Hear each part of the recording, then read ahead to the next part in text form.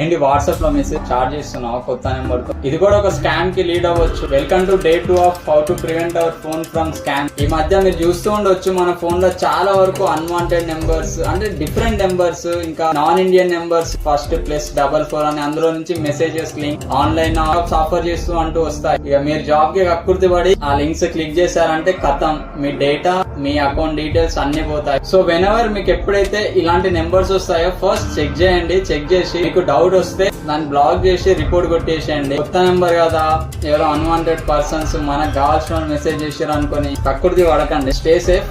దీనికి మీరు చేయాల్సింది ఒకటే, జాగ్రత్తగా ఉండండి, ఎప్పుడు అలర్ట్ గా ఉండండి. మెసేజెస్ కి లింక్స్ కి క్లిక్ చేయకండి. మీకు కాల్స్ కూడా వస్తాయి వాట్సాప్ లో, మేము ఇది ప్రొవైడ్ చేస్తాం అది ప్రొవైడ్ చేస్తాం అంటూ. జాబ్ మనం వెతుక్కుంటూ వెళ్తాం కానీ మేజర్ గా ఎన్ని కేసెస్ లో మన దగ్గరికి జాబ్స్ రా, అది వేరే situation. Stay safe, stay connected to our channel and wait until next shot is come. Bye by.